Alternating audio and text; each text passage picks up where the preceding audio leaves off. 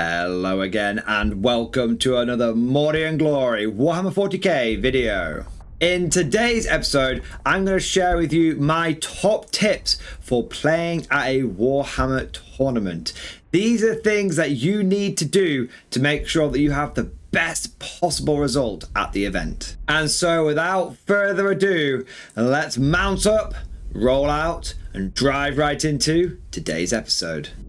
Good news, everyone! Warlord Games is now an official sponsor of the Mordian Glory channel. Warlord Games are the creators of the fantastic World War II game system Bolt Action, along with many other incredible tabletop games. And they have been kind enough to give the Mordian Glory channel an affiliate link. If you follow that link down in the description below, not only can you get your hands on some truly awesome models, but you will also be supporting the channel.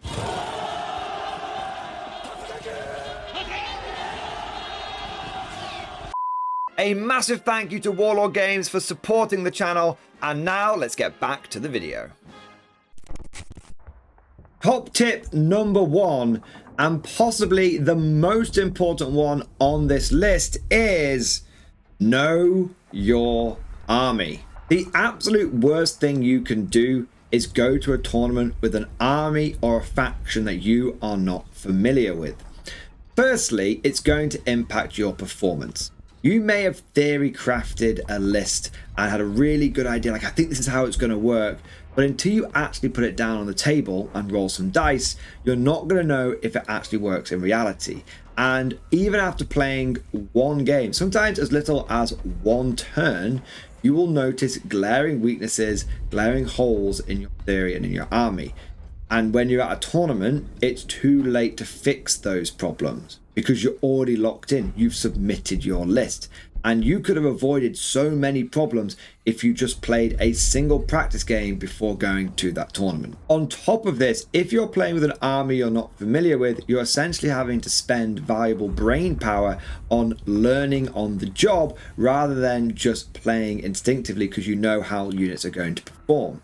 And because you'll be concentrating on trying to learn the army, you're going to miss opportunities. So you're not only going to impact your performance with missing weaknesses, but you're also going to impact your performance with missing opportunities to score points and exploit situations on the battlefield. But there's another really important aspect to this, which is the tournament etiquette. If you go to a tournament and you're using an army which you're not familiar with and you don't know the rules for, then you're going to be spending a lot of time checking rules. And that's a lot of time that your opponent is having to wait around as you search something on the app or check it in a book. And everyone has to check rules now and again. There's nothing wrong with that. And no one is expected to know all the rules off the top of their head. And people get things wrong all the time. And there's nothing wrong with challenging your opponent if you think you know a rule, they're getting it wrong. There's nothing wrong with that at all. But if every single turn you are checking basic interactions and basic stats, that's a problem. I have been at tournaments where my opponent has used a weapon on one unit and then the next turn had to check it again. It was the very first time he was using that. That should not be the case. If you've got a unit in your army, you should know what weapons it's got, you should know the stats for those weapons, and you should also know the ability. If you do have a brain fart and you do forget something, the best thing to do is to try and check it during your opponent's turn so that when it comes over to your turn, you are ready to hit the ground running. Top tip number two, have your rules. It's not good enough just to know your rules off the top of your head. You also need to have them on you. And I highly recommend that you get the Warhammer app or you get Battle Scribe or have a physical copy of the data sheets on you as well. This is going to be really helpful for you checking your rules, but it's also going to be really helpful for you being able to check your opponent's rules if you think that there's an interaction, because you will have times when you don't agree with your opponent and you think that they're doing something wrong, and you can be like, hang on a second, mate, I just want to check that. I'm not sure that's how it works, or I just want to double check to make sure it works that way. You could challenge your opponent and challenge yourself in a number of ways that are non-confrontational, and the best thing you can do is just have your rules to hand. No opponent who is worth their salt will have any issue with you double checking something, and the best way you can do that is to have them to hand quickly. I regularly go to tournaments with not only my physical data sheets, but also I have the Warhammer app downloaded, and I also have Battlescribe downloaded as well. So I've got absolutely every possible avenue for checking my rules and for also being able to prove my rules to my opponent.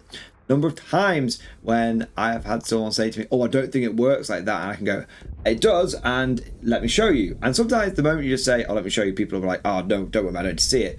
But sometimes it's good to just show anyway and be like, look, this is how it works. For example, the big one that comes up with me all the time is you can't stack take aim and have +1 to hit from Grim Demeanor on my Deathcore Creek squads. I need to be able to show that I can do that, and I need to have quick access to the core rules, and I need to have quick access to those abilities as well. So not only know your rules and have a good understanding of your list, but also have your rules to hand that you can handle any possible situations on the table. Now, top tip number 3 is actually our last one related to your army and your models, and it is get a tray. I have been using the same green tray, old greenie, for years. It just stays in the back of my car, stays in the boot of my car, and I use that to transport my models around the venue in between rounds at the tournament.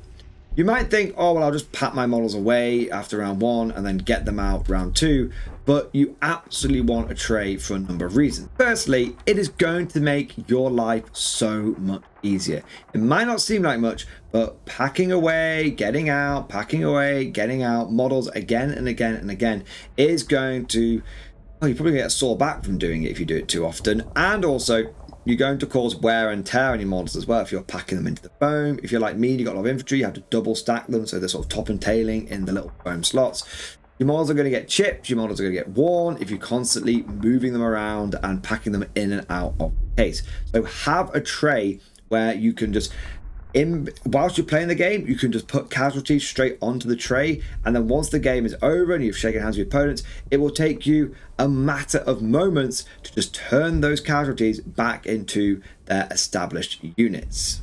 Another big reason you want a tray, though, is again, it comes down to that tabletop etiquette. If you have all of your models out on a tray, then at the beginning of the game, it makes it so much easier for you to take your opponent through your list.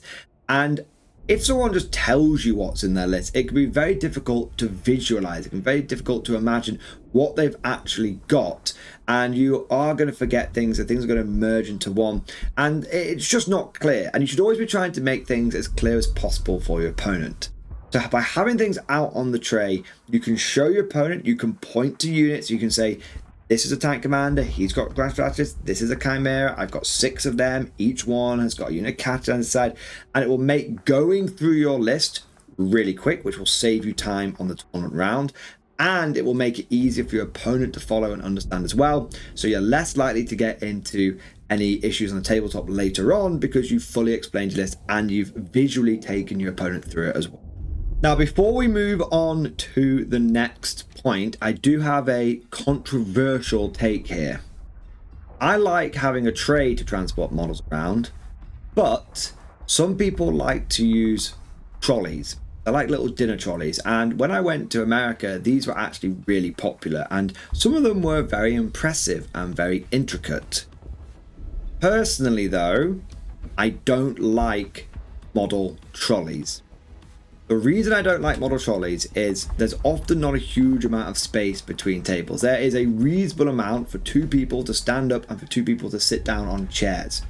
But when you have lots and lots of people bringing these model trolleys, you find there is no space around the table. People are constantly bumping into it, and even if it's nobody's fault, if you bump into someone's tray, naturally they're going, or I should say their trolley, naturally they're going to get a little bit defensive. So have a tray that you can put on the edge of the table, take your opponent through, deploy from that tray, and then put that tray underneath the table. Having a trolley, my opinion, it just gets in the way. Top tournament tip number 4, sit down. It is really easy to spend all day stood up at a 40k tournament. It's an exciting affair, and you are going to be standing up, you're going to be watching what your opponent's doing, you're going to be thinking about what you're doing in your turn, and you're going to be excited. And often when you're excited, you're going to stand up. Problem is, especially if you're at a GT or a major or super major, that if you stand up all day turn 1, you are going to be in agony with really sore legs day 2. And not only is that going to be uncomfortable, not only is that going to be unpleasant and it might impact or experience at the event, also it's going to be quite distracting for you. On day 2, if you're so focused on your legs being achy that you are not focused on the game, you might miss opportunities. So make sure you are sitting down between rounds. It will just make you more comfortable, you'll have a better experience, and it will genuinely give you a positive impact on your performance at the event. On a similar note, top tip number 5, make sure you eat. 40k tournaments are really exciting and they can be quite intense and they're really fun. And when you're having a lot of fun, you can often forget to eat properly. And during the games, you might not think that you're hungry. During the games, you might not think that your performance is being impacted. But if you go all day without having enough to eat or having enough to drink, you will find your concentration lapsing. You will find you making irrational decisions. I've got to the end of a tournament and I've looked back at the game and I've had a sandwich afterwards, or I've had a snack, and I've just looked back at the game and gone, why the hell did I do that? It's not that I missed an opportunity. It's just that I fundamentally made an irrational decision that cost me the game, or best case scenario, just made the game a little bit harder. So make sure you are eating and drinking.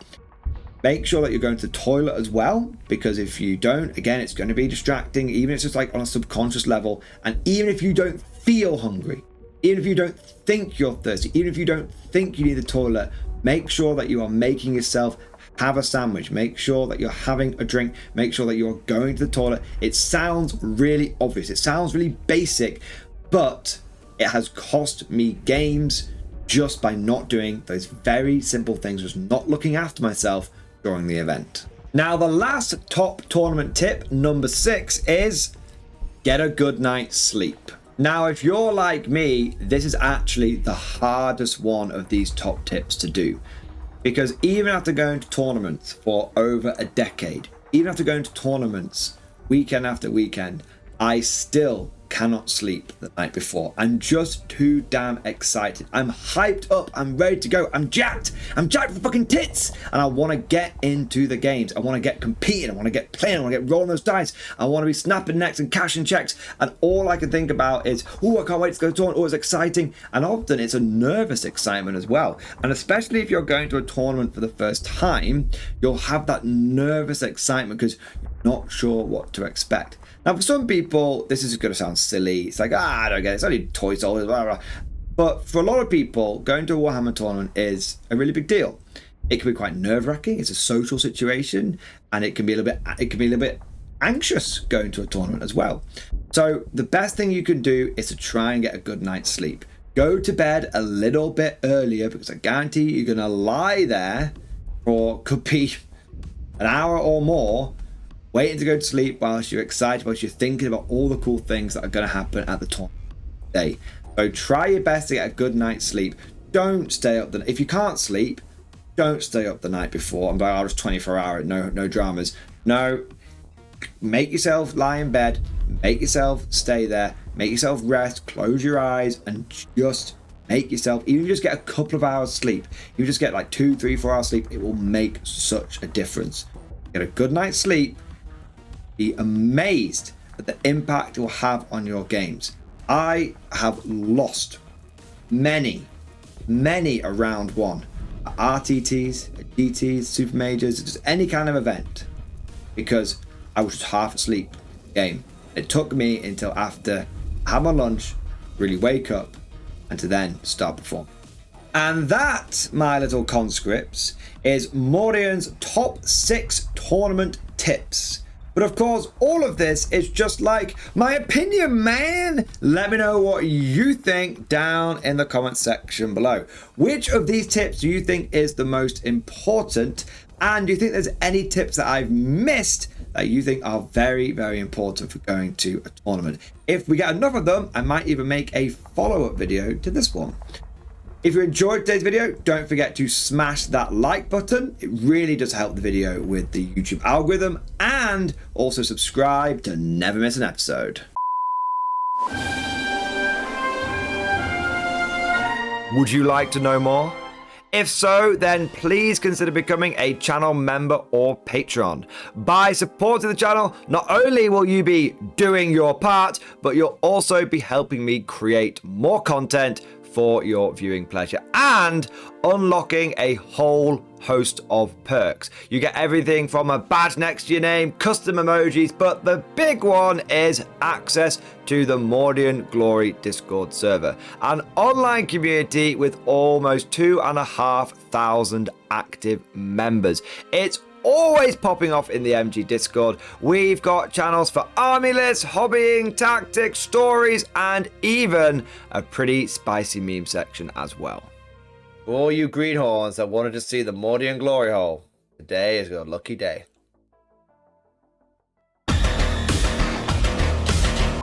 And joking aside, I do want to say a massive thank you to all of the current channel members and patrons.